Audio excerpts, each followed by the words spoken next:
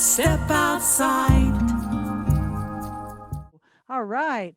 A good evening. I'd like to acknowledge our traditional caretakers and ancestors for these lands we reside on in Santa Fe, New Mexico. Pueblo people, 19 tribes all around us. And wherever you're beaming in from, we'd like to acknowledge your traditional caretakers and ancestors of the lands you are at so we can all be here today. As always, Indigenous Ways is dedicated to bridging cultural exchange with people globally.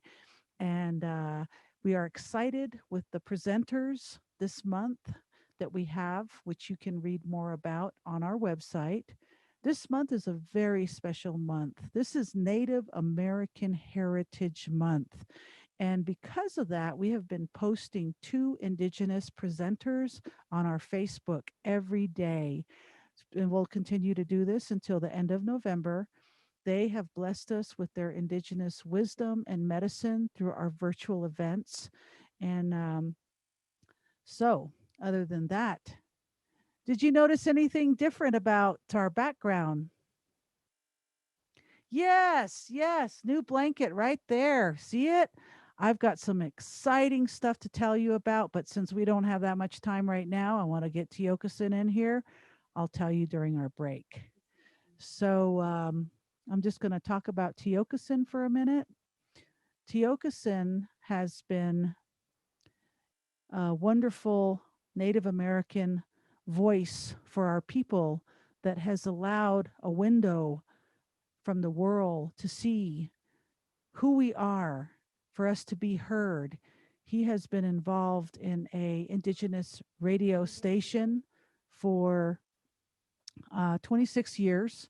He's continuing to run his show. He's been in that all day today, so he might be a little radio broadcasted out as he comes on this evening. But Tiokasin has won multiple awards, fellowships, has been heard worldwide. He's also an accomplished musician, and I just can't say more about Tiokasin. And I really don't want to say more about Tiokasin because I want Tiokasin to tell us about Tiokasin. So Tiokasin. Let's give it up for Tiokasin. Tiokasin's going to speak to Rising and Resilience for all of us in this time where we're all kind of stuck at home and getting to know each other on Zoom and Facebook and all this kind of good stuff. So let's give it up for Tiokasin Ghosthorse. Woo! What are you giving up? Um, yeah, I guess I'm supposed to be on my own now. I can't hear anybody, but and Tosh asked me to talk about myself, which is kind of hard to do. I remember I just told her that when I was young, that you begin to talk about yourself, it was all the I, me, my, mine, and ours. And once I started that way, they would laugh at you, and because it was not about the individual, it was about the whole. And so I remember that from when I was very young. And mind you, some of us that are older have had elders and great grandparents who were born in the 1800s, and to carry that energy on, I think it's very it's our responsibility to carry that energy in a very good and thoughtful way. So I just wanted to present that and always talk about my mother and my father and how that all began on that reservation up in Cheyenne River. Um, I say I'm a member of that, but that kind of pigeonholes me as to belonging to an exclusive club, which is nice, but it's also what they made us into, corralled us into that space when it belongs to basically all Native people. And when I say this is because I think about how that those times when I was born, my mother, my father, and my grandmother and grandfather, my older brother, my father, right? Um, they had no phone, no car, no running water. They lived in a log cabin along the Missouri River. And at that time, they uh, the hospital was new then. It was 3 miles away from that log cabin, and my dad and my grandfather had gone out to hunt, and my mother, my older brother, and my grandmother were there, and it was illegal to have your babies traditionally at that time. So my mother walked 3 miles once her water broke, and doctors say that was impossible, but she made it. And there was no horses and no cars, and so she made it to that place at the hospital. And then that presented me. So she had waddled 3 miles, and then at 3 miles, she kept saying, "Hold on, baby, hold on."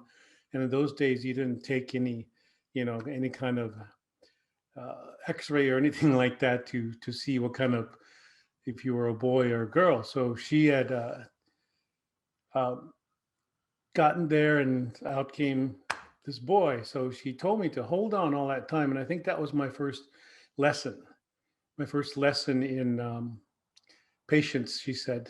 And then from then, I had retained some memories of all of those times when I was young, the tragedies as well as the times when, we were understanding a whole new world entering.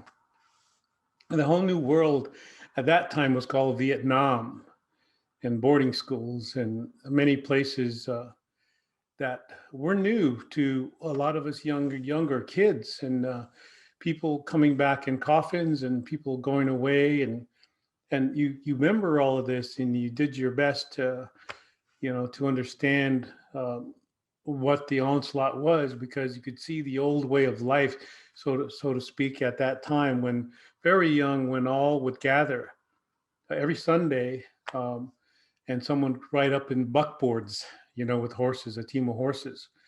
And I remember these things, and from that time, and how the old men would sit around and sing in Lakota, right? They would sing, and very, very silent in their delivery of their words. A very quiet language is Lakota. And they would be in rhythm with nature. They would be in rhythm with all that was around them. And of course, along came the cars and the TVs. And you can remember at times when the first TV came in, there was exactly 13 older people sitting there watching this rounded little tube, black and white. And I think that's when things changed. People start understanding life differently, that there was another life going on, and it was totally different than the one we were living. Um, we were free to plant and grow from gardens at that time, but also there was hardly, if anything, they felt like they were sneaking. I felt like I saw them sneaking all the time, because at that time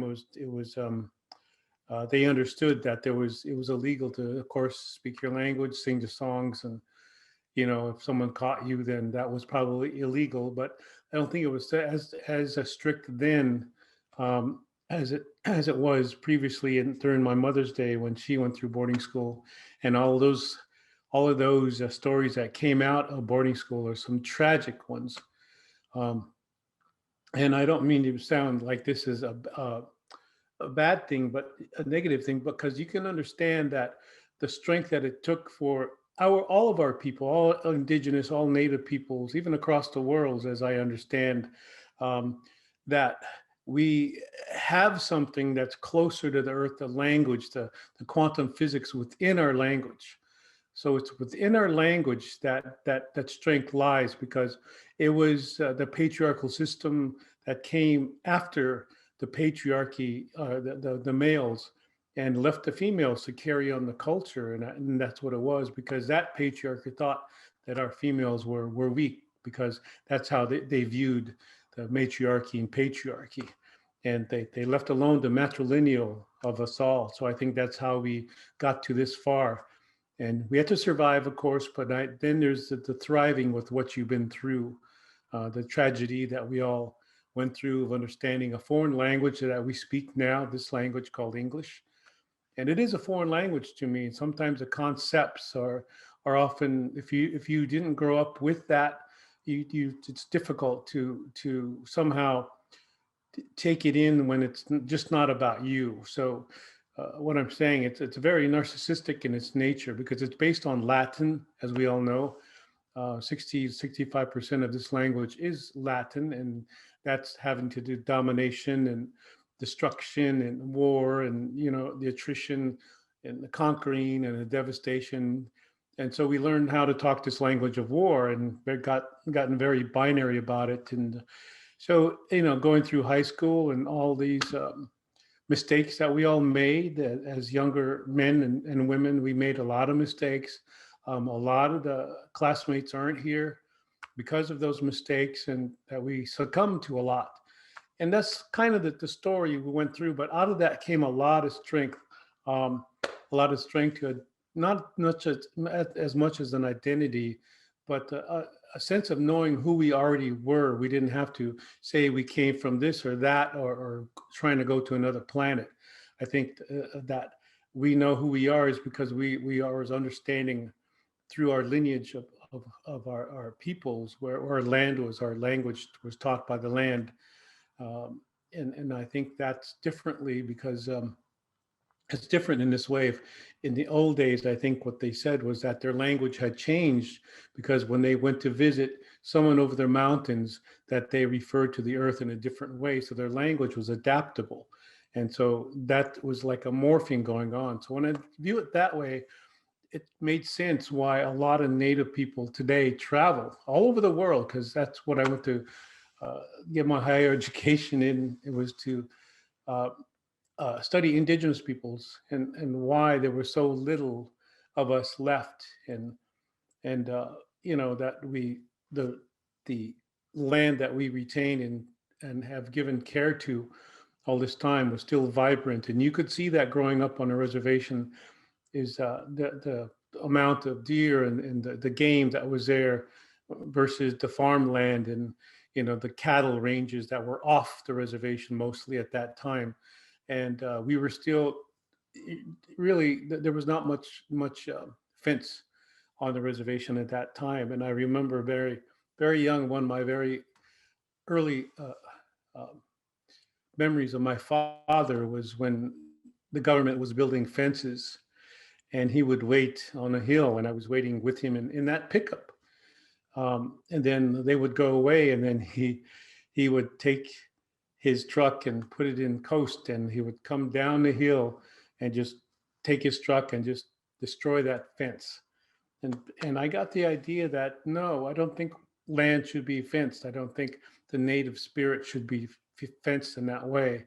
And then I began to understand things a little differently as I got out of high school. I went through the motions of getting the grades and doing what the Americans do, all the time retaining the stories from my grandfather, um, and of course the tragedies too. You had to take all of it in order, because they made you, and they got you this far. So to give honor to them. And I always thought from an early age that they are the future, because they go ahead of us. They go into the future ahead of us, and that we follow them. And that was the pattern laid by the earth, because the ancients of the rocks, and many Native people noticed the rocks and the trees and animals and water and fire, those were all here before us. So therefore they're the elders. They're more intelligent than we are. And we've gotten away into an anthropocentric sense of it's only about us human, and we're supreme to all of that which forms us. And I often present to other people all over the world. I say, look, man, we can't live in fire. We can't live in water. We cannot live in a tree. We cannot live in an animal. You know, we can't live in stone, right? We can't live in any of that. But why does all of that live in us?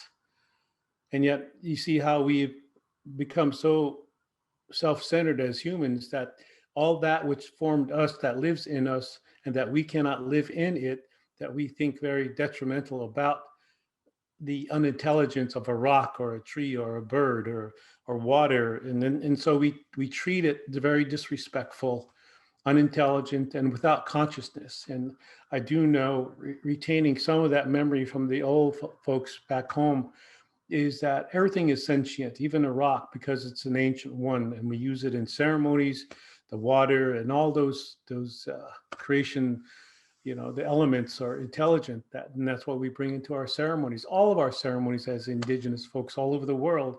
For those of you who haven't traveled, you find Indigenous folks have a very similar, if not different, but more accepting way of understanding that we all are different, and that's the beauty of it, and that we have this relative idea, um, and how the language, what is the language we use, and so, and I'm going to fast forward ahead to a few years ago when I went to Auschwitz and Birkenau in Germany, and twice actually with Steve Newcomb, a friend, and Virgil Kilstrate, and Clifford, I can't forget his name, he's from Pine Ridge. And we had performed a ceremony in the middle of Auschwitz. And in the middle of Auschwitz, I could see as I sang the pipe loading song for Uncle Virgil, is that the deer that were in the fields of the compound of the death camps there, and the crows and the rabbits and everything that was there, as I was singing, they all stood still as in this circle of other the group that we were with, and they had stood still. The rabbits stopped running, even stopped eating, and you could see in the distance the deer paying attention to something that might have been very different for that place in Auschwitz. And so from that time, we came back to the retreat center, and I had met Virgil again at the lounge, and we had sat still, and we were a little tired, like I am now, a little tired. And I asked him, "Hey, Virgil, is there truly and really a word for domination in Lakota?" And he quickly replied, "No, there's no word, there's no concept of domination in Lakota."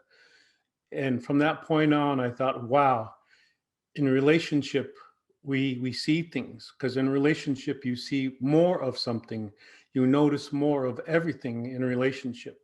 When we think in rationality and subjective and nounifying, I guess you'd say nounifying, uh, um, uh, uh, objectifying into a thing, we use nouns, so it has stagnates. It's stagnated. So when we use a verb language of relationship or relating to all that is, your whole mindset, your synapses, your rewiring occurs. You start understanding and actually feeling more, and your expression is more of a relationship to all that is, rather than the sort of myopic view, the very restricted view that this language is the least of expression of, and it's a new language. And so it's I think part of that is understanding that we all as Indigenous need to not just get back our language, but study from the little language that we all know, because it moves, it changes, and it talks about here and now. We could say Earth Man, Akantu in Lakota is Earth Man, but if you put that all together, you're really seeing this being that is the ancient, from your people, from your older people, the ancient being, uh, the being from the ancient future now, I could say that. And that's a terminology that's fairly new to the Western world. When I think about this, well, we did include them, we did help them, and we're still trying to do that, even when all the occurrences of the world are happening. It's that feeling that things are going to be okay. Uh, and it's because Mother Earth is behind all of this, right? We can't blame her. We can't say we're a victim of the Earth and say climate change or changing, because she's already one step. She's saving us, I like to say. And we have the idea of the Westerner that we have to change, we have to save the Earth. And it's really not about that. It's really that the Earth is saving us if we go to nature. Everybody wants to do that when they're having a hard time. They go to nature, and once you go into nature, you see that she's still nurturing. You see this verb nurturing. Once you're there, and we are told that we go to nature to learn to listen. And so we go into nature in a benevolent way as if we could, because we have ears, we have eyes, um, but we are still lacking the intuition to understand that the earth is already listening to us. Nature is already listening to us. And I say this way because she gives us everything. She answers every need, from the water to keeping us warm, to the food, to regenerativity, to, the medicines, everything. So the earth is first. It's like uploading in a consistent manner all the time from the earth. And I think we've gotten away and we've looked up for something else to come down to save us, when it's really the earth that is already doing that for us. So I think about these ways of how do I understand, because I know the people, the native people, you already know this, um, uh, but the people in worldwide may want to experience your process of learning and say this, because I don't say I'm a man of information. I don't say I'm a man of knowledge or even wisdom. And so in the resilience, I just say I'm a man of experience, and experience really has taught me not to educate the wisdom out of myself. So I can have all the degrees up to yin yang, but the experience is what is really comforting, to know that you've gotten this far with being who you are rather than what they have made you into being, or you believing what they want you to be. In that way, I think that's fine. That we can, sort of change the system if we participate in it, and that's fine for a lot of people. But it's really, that system's the same one that's, looking at the earth in that, as if earth was unintelligent and didn't have consciousness. So this is, I think, the bridge that we often don't talk deep enough about. Maybe some people have taboo about it, and it's too superstitious or too sacred. But I think what now I'm trying to say is, that in the older languages, before they were reinterpreted into nouns all over the world, is that there was no word or thought for superstition. There was no such thing as supernatural, because everything was natural and it happened because of that. Like lately, people would go out into what is now coronavirus country everywhere. Everybody went to the woods, and they said there's in the mountains here in New York, everybody's outside and they're saying, wow, there's a lot of chipmunks. There's so many chipmunks. But you look at them and you're saying, where were you? Because those chipmunks were here all the time. But it's because people have not been into the nature, have been in nature, because that's their being, is that they notice these things and they look up in the sky and they see a hawk or an eagle, and they're looking for the sign that everything's going to be okay. And so in this way, this is what they're missing in their life, that's so fulfilling once they are able to see that nature is still there, still trying to support us and give us everything that we ask for, right? So we don't have to go take anymore and extract anymore and sign this contract to take more. It's all about, learning how to give it to the earth again, give them of yourself, your own gardens, your own, the music, the authority figures of. And I'm trying, it's not a political thing, but because there's no domination, right? You can look at it in an equal way, where that there is the government, and there is religion, and there is science, and all three of those have dogma. But the things that they try to keep down are music and art, and I think that's what primarily Native people are about, is music and art and dance, and those cannot have authority. You see, because it's done in reciprocity, is that we are always understanding that, in the same sense that the food does the same thing as indigenous folks in this instance, is that we can go put a seed in the garden and say we grew the garden, but really it's a fact that the garden grew us.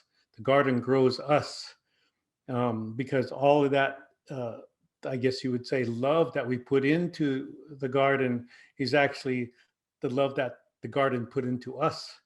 And if that's not a clear thought, well, try that. Try making your own garden. Try waking up with the sun and turning your TVs off, and even these computers. So I like to say that, and it's the reason why in 1992 there was 200,000 Native people. I don't say American, I say Native people, indigenous peoples from the Western Hemisphere who marched in San Francisco. Some of us remember that. You all remember that. And that was the largest gathering of Native people since. And they're celebrating 500 years of survival. And out of that, the eagle and the condor prophecy, where now we're clear.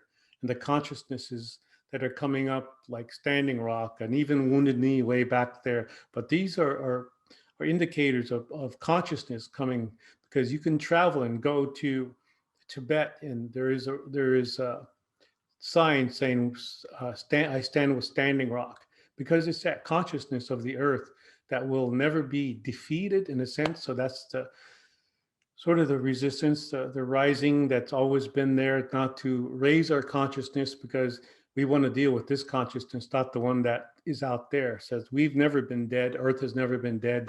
So it's just paying attention to the rise of the earth, and she will take care of us.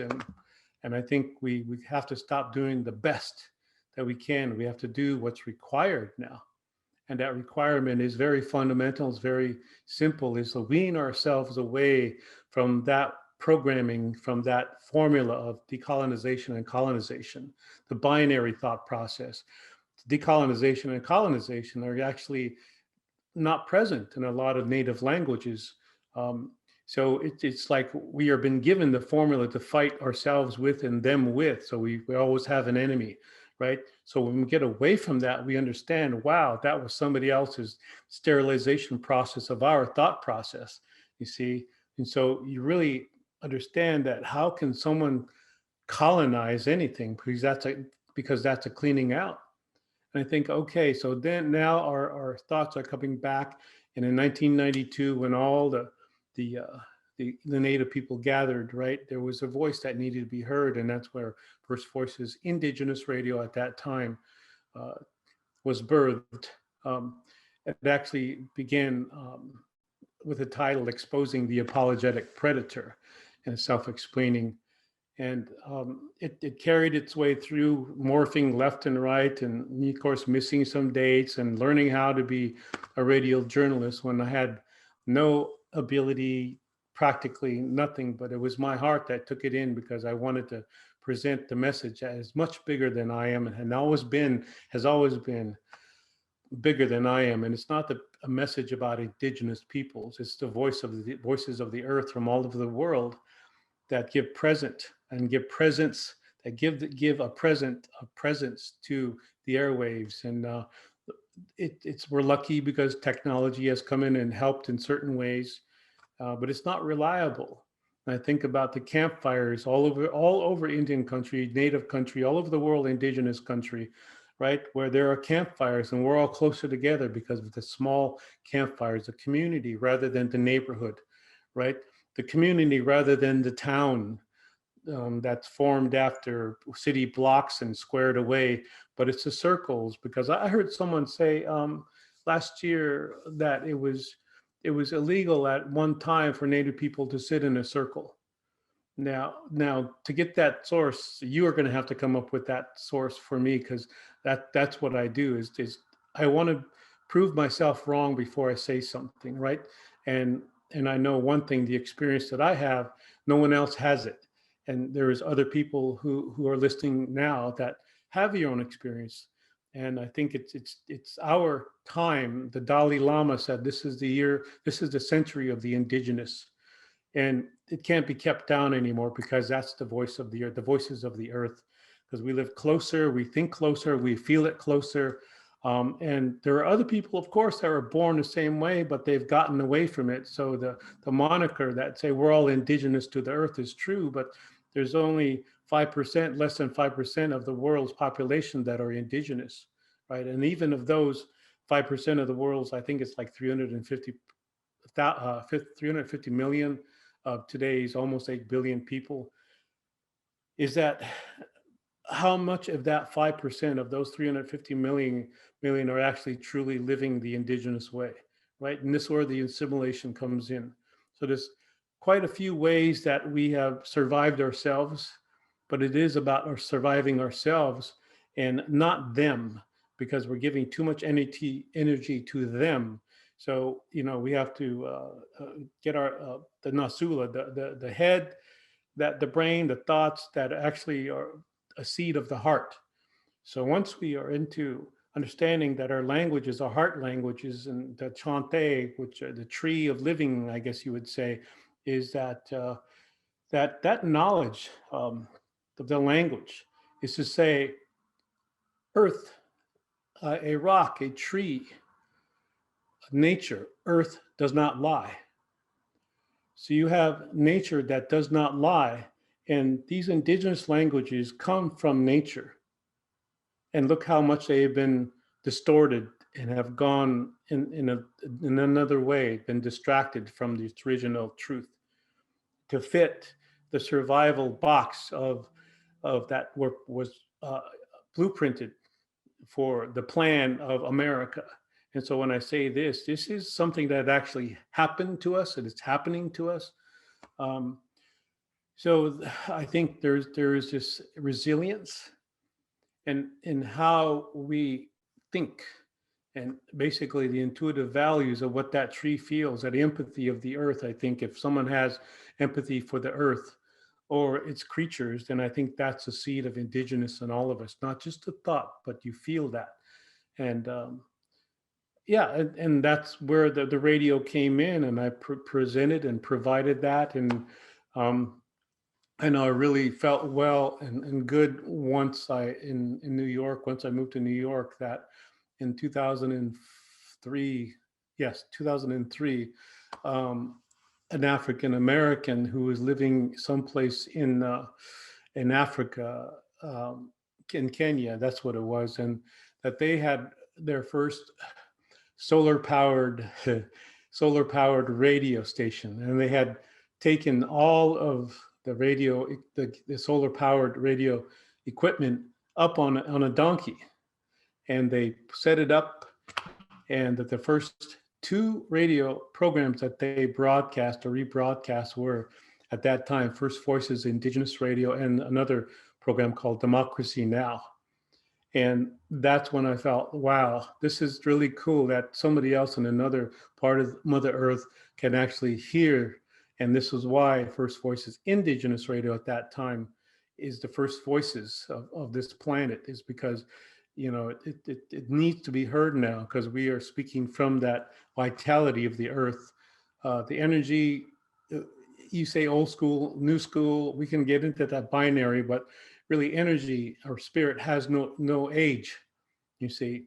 So if energy is youth driven, or energy is elderly, right? And we say this is the seventh generation. Well, I like to say that every generation is the seventh generation, and respecting the stories that have come to all of us and all of our peoples. But I always wondered about that, because then that kind of makes things exclusive.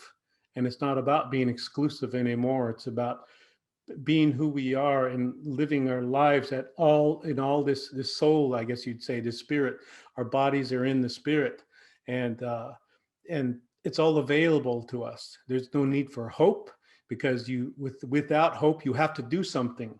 And I think that's what I could say that I've gotten from my elders. See, but I had to experience all the mistakes of even now. Maybe I'm not agreeing with a lot of people, or a lot of people aren't agreeing with me, but it's still the fact that the consistency, that the consistent generosity that I've learned along the way about sharing your experiences or giving your experiences, so that there is a seventh generation generativity thought process, knowing where you come from, but never losing. I don't like identity, because that's entity, that's having to do with the ego.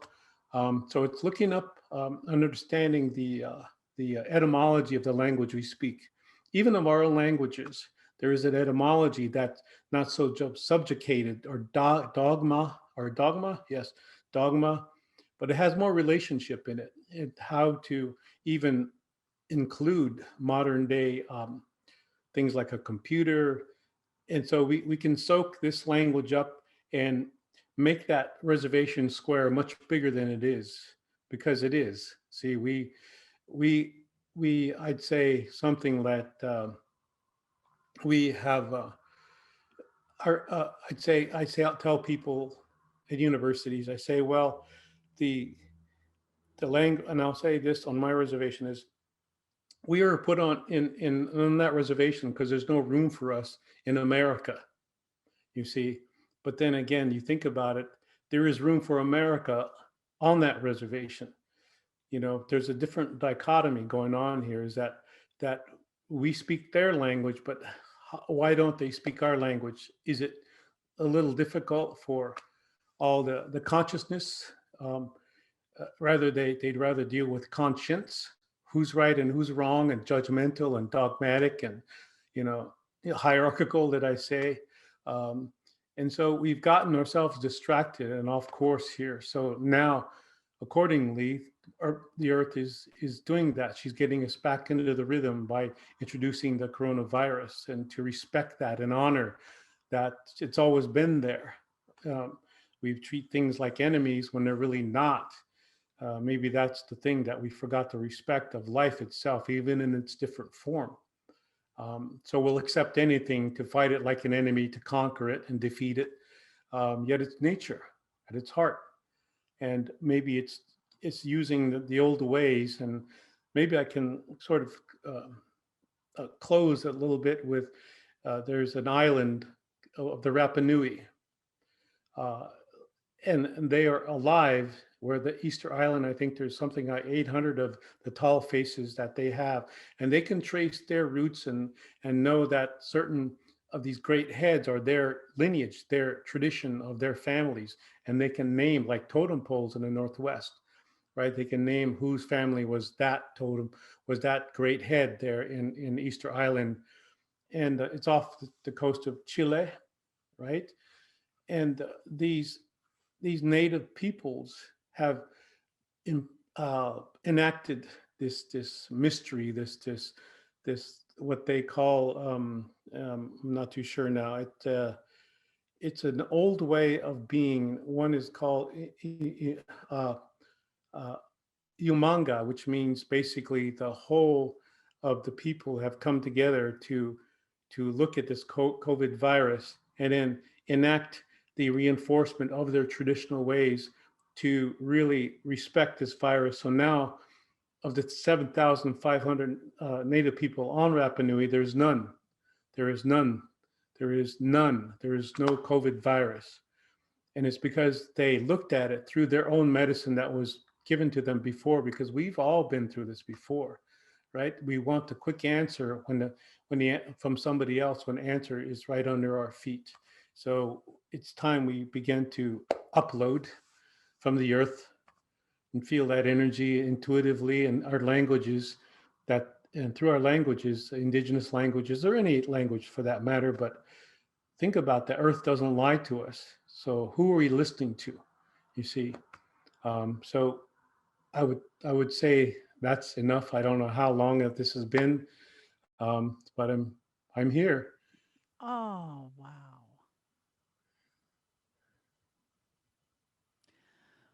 Wow. Do you want to have any closing comments? Um, yeah, I think one thing to be sure is,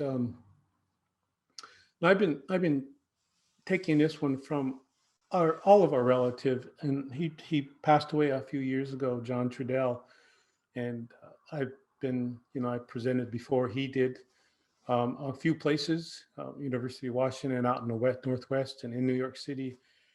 And he sat me down one time and he talked about innocence. And I've forgotten that over the years. And just lately I was reminded, because I was going over some old tapes and old notes that I've taken while I was with him and talking and being here and there in various places in New York City.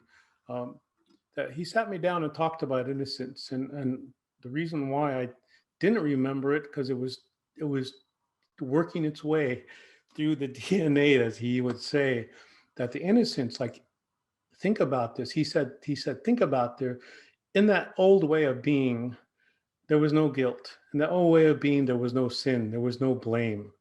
And so, that was very clear because we're all geared toward thinking Western binary concepts all the time, of right and wrong, good and evil, heaven and hell, and it made plans for racism, so there's a plan of racism out there when the old people never had that the old way, because that's still here. So he sat me down and he talked about innocence.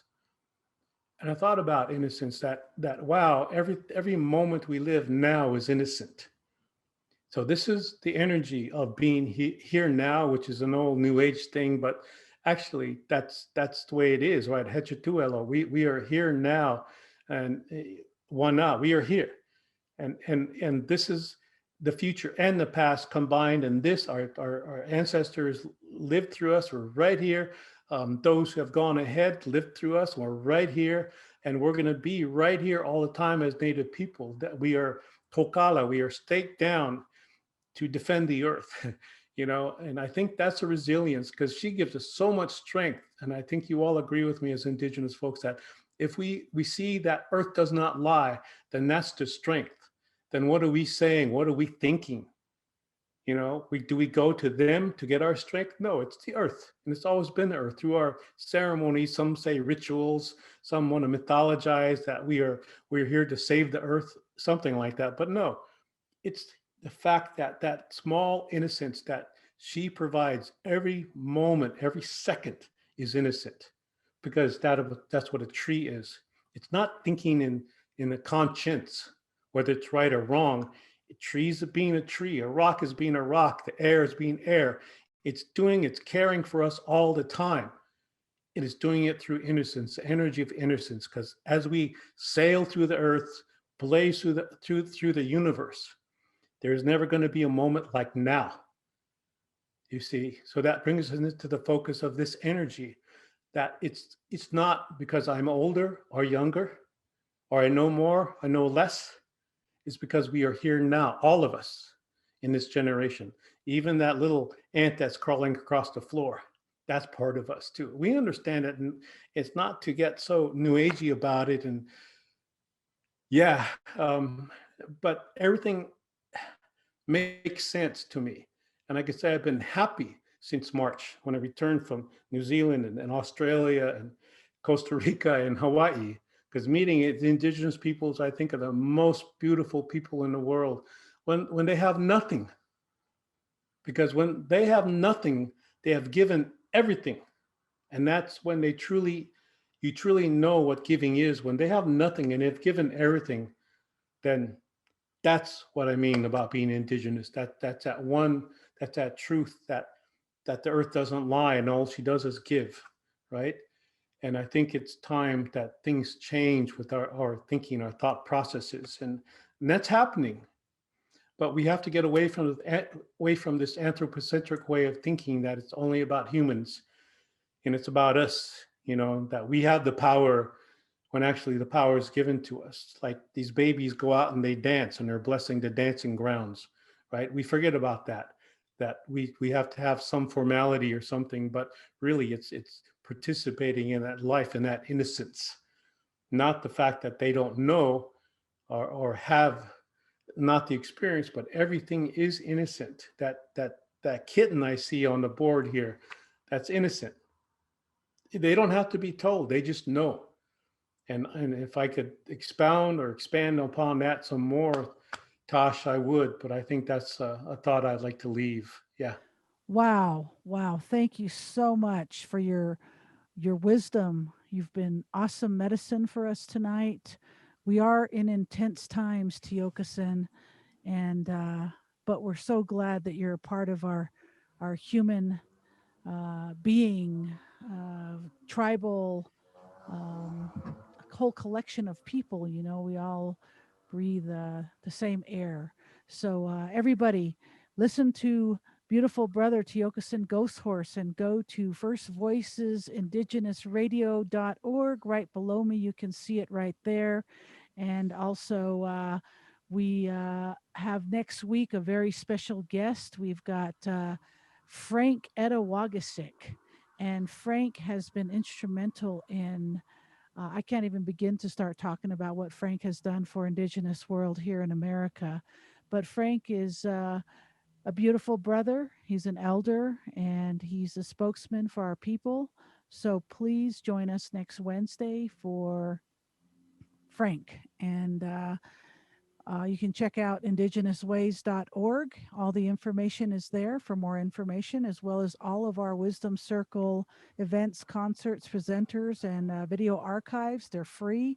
Help yourself to them. Share them with your classes, your children, story time. We got some great presenters, and we'd also like you to know that Tiokasin's story is going to be posted in 48 hours on our website, and it will be there for life. So please share this recorded video with your friends, with your family, with everybody that wants some serious medicine that takes us out of ourselves and takes us into the consciousness of Mother Earth. And also, while you're at it, subscribe to our weekly newsletter at IndigenousWays.org, and then we'll keep you posted. Right above me, you can see that. And below me is all our social media pages. So please like and subscribe to them as well. And we want to thank our sponsors. Before I go on, I want to just throw a shout out to thank you, National Endowment of the Arts. Thank you, West Staff. Thank you, West Staff Cares. Thank you, New Mexico Arts. Thank you, New Mexico Humanities and Council. Thank you, National Endowment of Humanities. And thank you to Indigenous Ways Board and individual donors. And our Black Mesa run is right around the corner. We're taking off early Friday morning, as early as we can get on the road from Santa Fe. We're going to take off to Black Mountain. So we want to take this moment to thank everybody that has participated and joined on these Black Mesa or mountain, you choose what you prefer, relief runs. This includes donations delivered, including food drops, packages sent, financial contributions through our online platforms. Thank you, thank you, thank you. We are going this Friday and have volunteers coming over to help package. We're going to have 8 people here tomorrow, all masked, going through mountains and mountains of boxes and getting the truck and the U-Haul loaded up for the big ride up the mountain Friday morning. Hi, Mom and Harry. We'll see you soon. And so, as always, we want to realize that during this Native American Heritage Month, which is November, we're very grateful for that. We will be raffling this blanket I've been talking about, which you've never seen before, made, handcrafted by our beautiful local sister, Julie Kaufman, who showed up a couple of weeks ago and said that she specifically made it for this project. So we figured, how can we do this? We could just give it to somebody on Black Mountain, or better yet, why don't we start a raffle? Our goal is to get 1,000 raffle tickets for a long term sustainable water situation. As you all know, everybody on Black Mountain has no running water.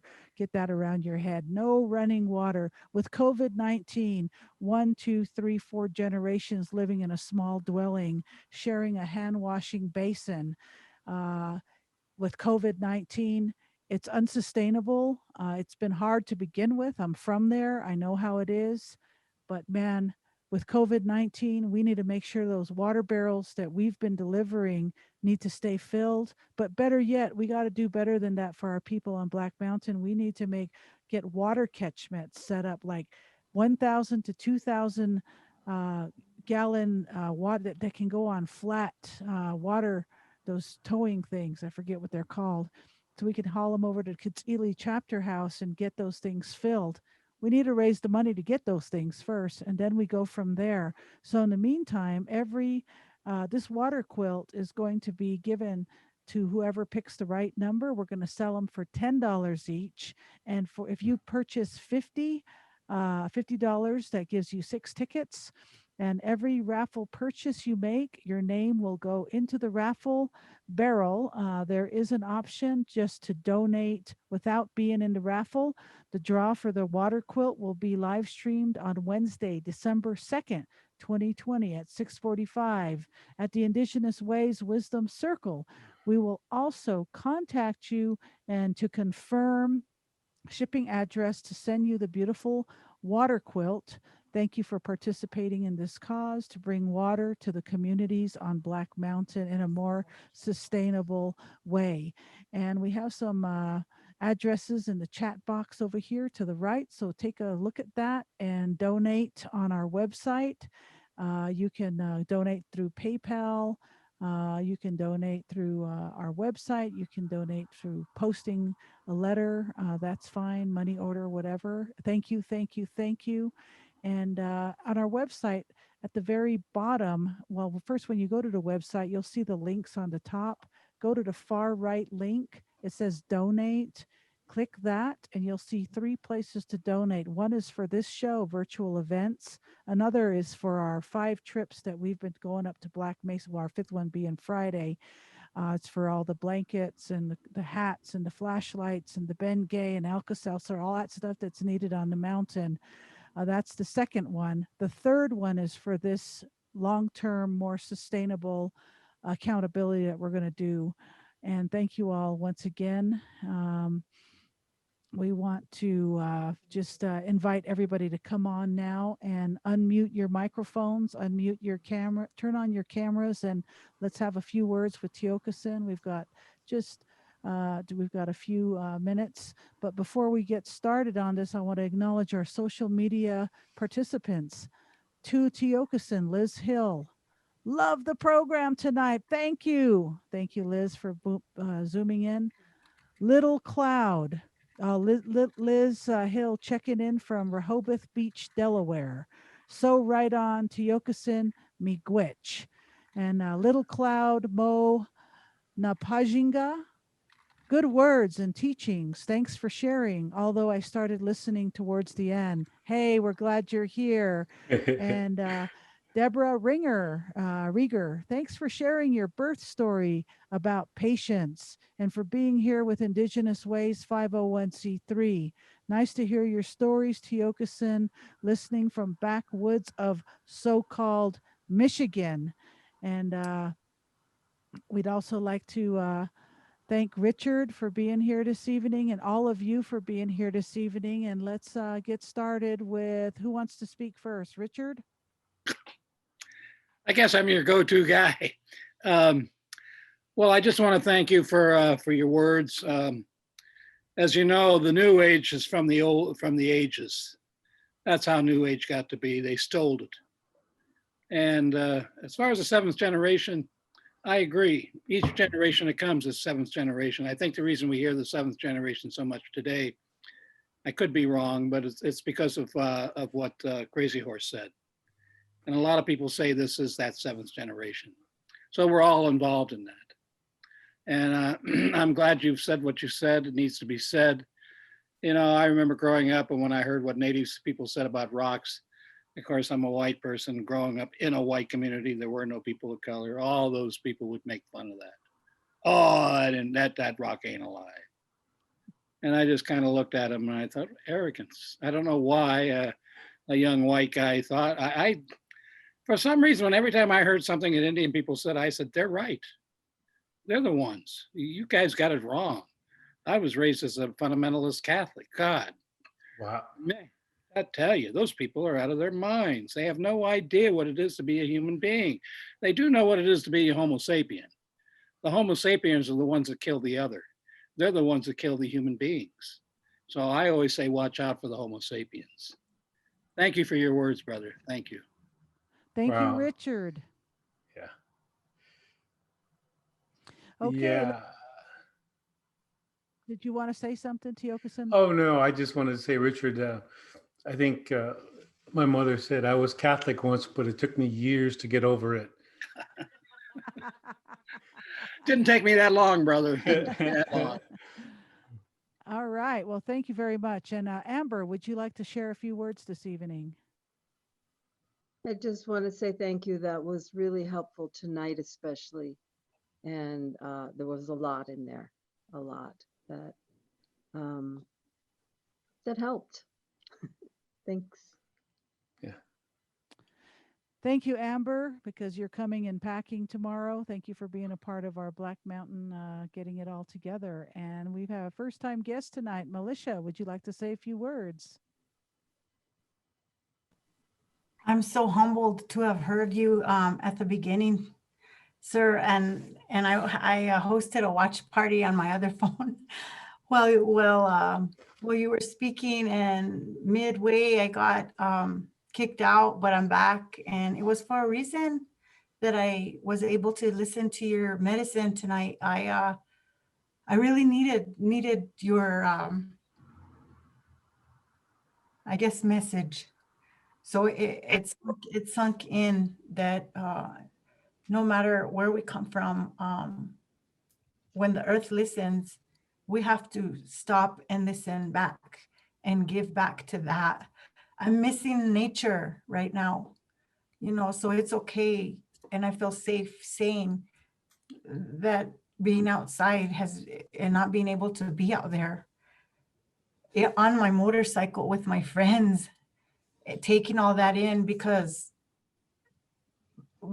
back in the day when I was drinking and drugging and running and gunning, I didn't stop to take all that in. And now that I'm a clean and sober woman with long-term recovery, that is my out on the back of a bike by my, with my friends. And I'm missing that.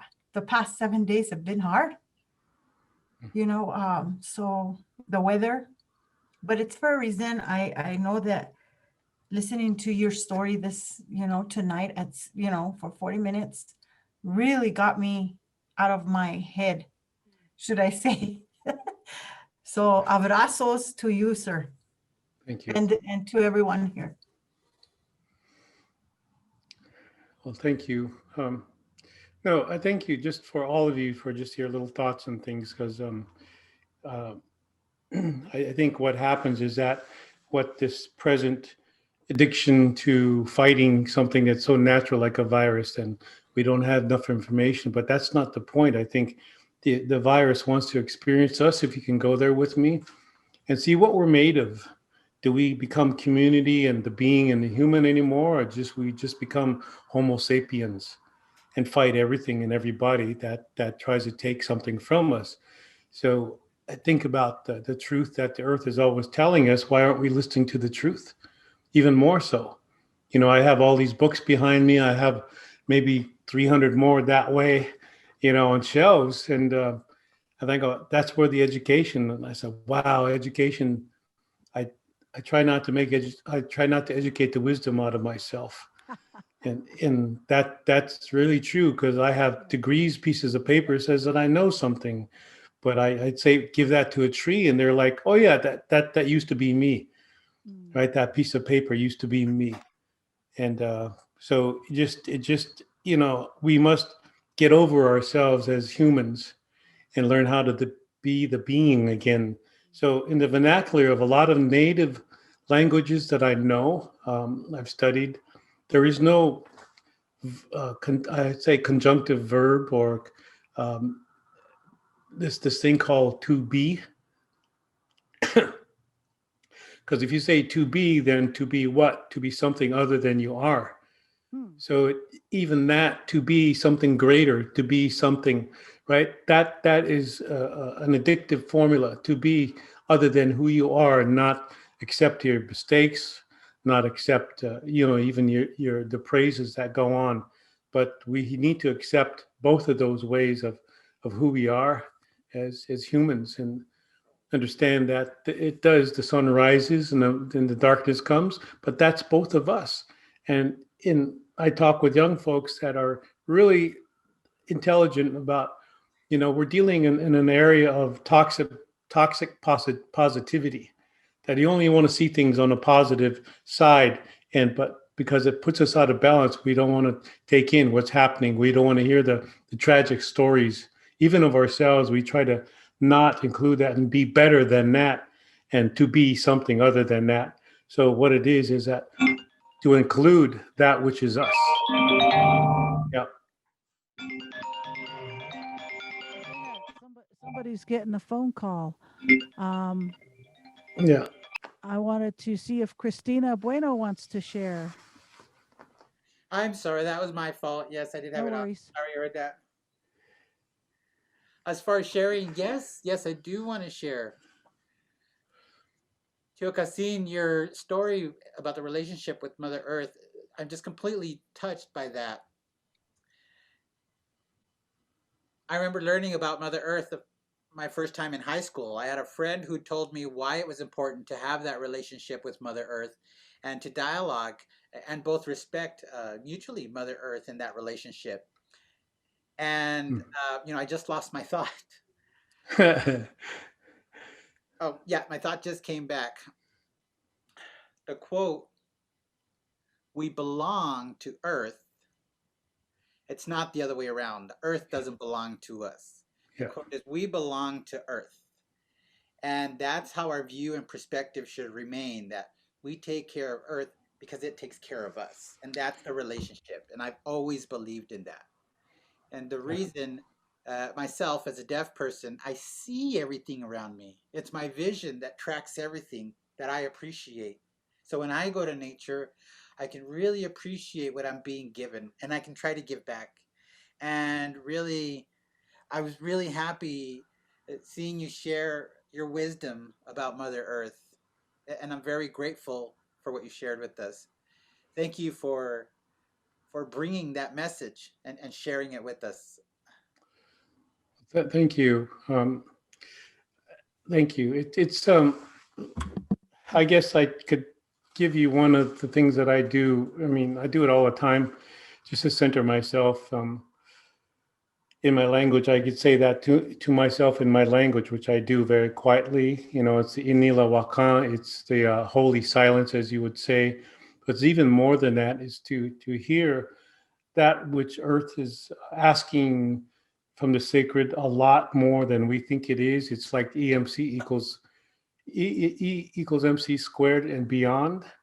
So if you think in that, all of that, the planets, all of the universe is knowing that we are here. It's when you enter a forest, the tree already knows we're here before you even notice the tree.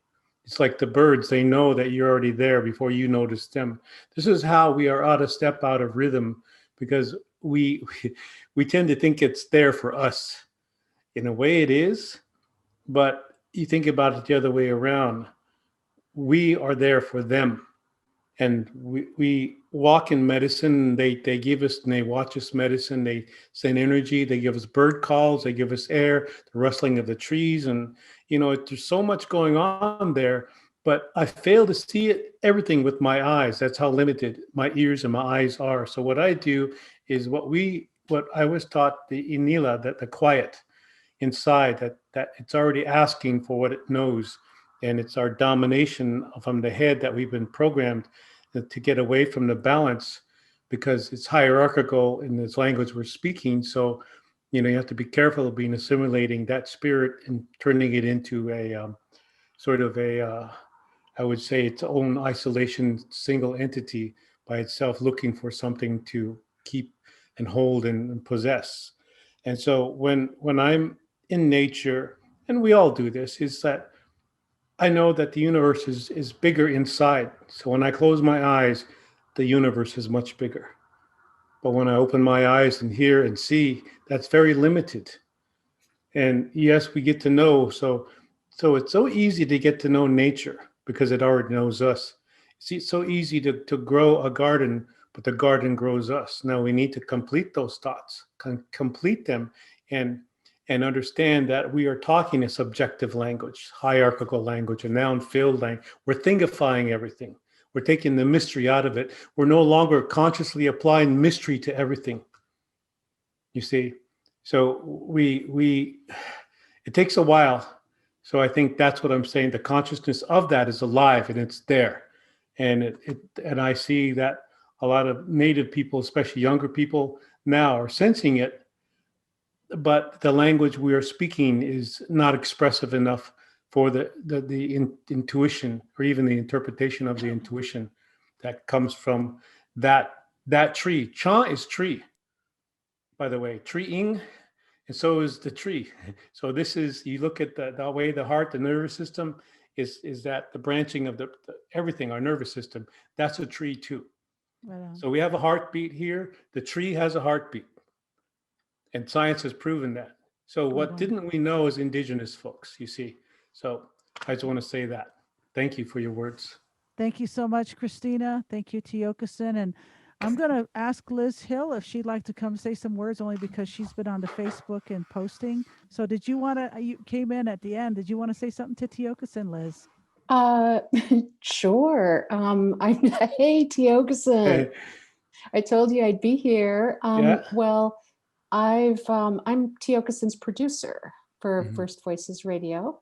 So we work together all the time to bring in guests to the airwaves every single week. So we're in touch quite a lot. And Tiokasin was talking about Rapa Nui, Easter Island, and talking also about how technology sometimes fails us. And today was kind of one of those days, but it's always okay because Tiokasin has been on the air, as you know, for 28 years now and done thousands of broadcasts, and he can go with the flow. So while I am not able to be there in studio with Tiokasin up in New York, I'm in coastal Delaware, several hundred miles away. He really just can, just do the show and make it sound like he never skips a beat, which he never does. While I'm sitting here, frantically trying to get people on the line from Rapa Nui or Colombia or Australia or New Zealand or Bangkok or, Beijing because First Voices Radio really is worldwide.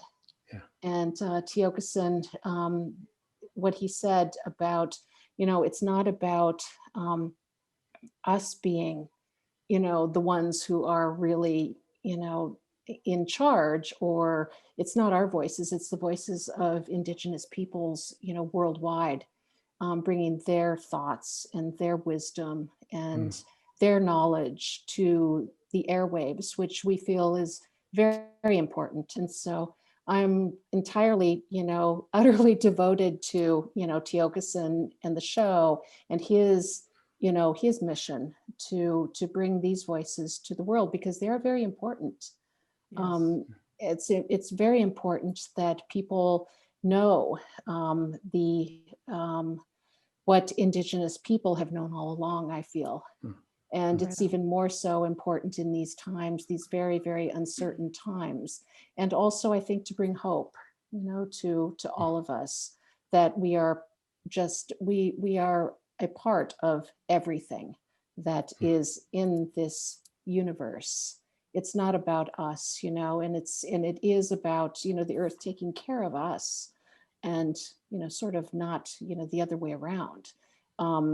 The earth, Mother Earth, she's the one who is she is the one who is really in control. So I'm very grateful for this opportunity to, to listen. And I'm always learning something from Tiokasin, and to have this opportunity to share with all of you. And it's just been a wonderful evening. So thank you so much for hosting this, Tosh. I really, truly appreciate it. Thank you. Well, thank you very much, Liz. And I wouldn't be doing this without my co-partner, co-founder here, Elena. She's is an absolute genius. So everybody, thank you for. Let's thank Tiokasin and Liz for the work they do. And I wanted to encourage everybody to go to the First Voices Indigenous radio show, be a part of it. I would like to quickly acknowledge our beautiful two sisters, Judy, and then afterwards, Hilda. So, Judy, would you like to say some words? First, I have to unmute myself. So I have to confess that I got stuck possibly in the first few minutes, Tiokasin, when you said that you had been at Auschwitz and that you played a song there. And it stops me in my tracks because you were where my relatives were, and some of them never left. And I guess I'd like to know what brought you there, and besides thanking you for bringing music to that terrible place, what did you come away with? Oh, a young man named Rami Afel. who was part of the Zen peacemakers, a Hmm. young man then, he had asked me when I was there, he said, what does this feel like to you being here? And I said, well, it feels like this way in the United States. For me, it's everywhere. And I see my people everywhere. I feel them. I miss them. Um, but I know because of them, I'm here regardless. So I think when I first got there, people like Virgil Killstraight, um, telepathically, I could say, was getting me there. And so um, some of the a famous author, I forget his name, he wrote Snow Leopard or Snow Tiger. Peter Matheson. Yes, Peter Matheson had offered me a plane ticket and said, I need to go. My words need to be heard there. You need to hear the words of the people. And so that time, the first time I couldn't make it. The second time, a younger man came forward and kind of pushed me in that direction again. And then I heard that Virgil was going to be there, and I showed up, and we had that ceremony in the center of Birkenau, which, as you know, Judy, it's a bigger compound, and to see the animals also respecting another sound of that song that I sang there while he was loading the pipe. Um, it said something that we recognize that that maybe there was an improper uses of energy, and somehow people have gotten away from that understanding, recognizing, and acknowledging the energy of Earth, and that's why we're so out of rhythm. And of course, we're going to only pay attention to ourselves because, as one of the guests said, we miss the Earth, and that's what I could feel there. That there was a miss. There was a hit and miss here because it's continuing elsewhere. Um, but it's really the war against the earth. And I carry that on from other elders of mine, is because of the way we think about the earth, as I explained, that we don't think it's alive. And so we can treat humans the same way, and that our experience as Native peoples in the Western Hemisphere was that first, and I could say first, but I don't really care who's first. It's just that it's still happening, and I don't want to do that. So some of my radio shows, I talk about Oshimalaye Oyate Wani Wachichuelo, is to say that I do this so that you may live. I do this so that because I want you to live. And I'm just not talking about humans. I'm talking about life itself. The things that gives us air, the things that give us keep our water clean and food, all of that. That's what I'm saying, because I want you to live, and through them we live. You see, and so the language has a lot to do. And I often explain, well, how do you say it?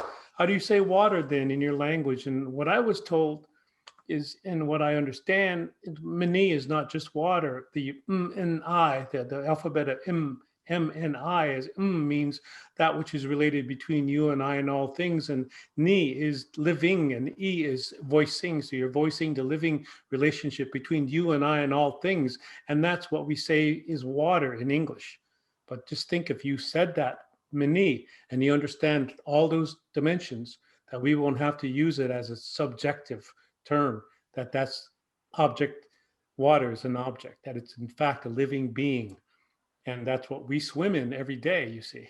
So I think there's a possibility that we could all, and think formally, unofficially, we do metaphorically, or born that way of thinking, but we are programmed away from it. So I think there's that we understand that the earth doesn't lie, but we were trying to understand it in with our contrasting mind of rationality, and we're trying to intellectualize ourselves, or we're actually trying to outthink the earth by trying to control it, the weather, and but it's not going to work, Right. because we're even when we try that, we're out of rhythm. So yeah. Awesome. Thank you Yes. so much. Thank you, Judy. And our last comment tonight, we'd love to hear from you, Hilda. We love you, Hilda. Hilda's an amazing, amazing woman with an amazing walk. Love you. Yeah, I just want to say thank you so much for your words, for your wisdom. Wow. I grew up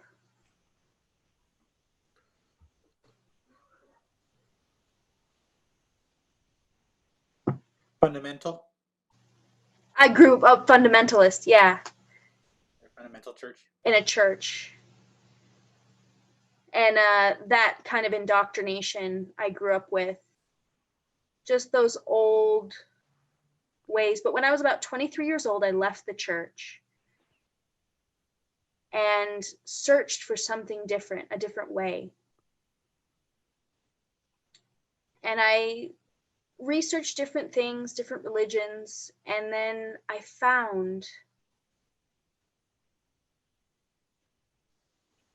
native ways, indigenous ways, those very solid teachings.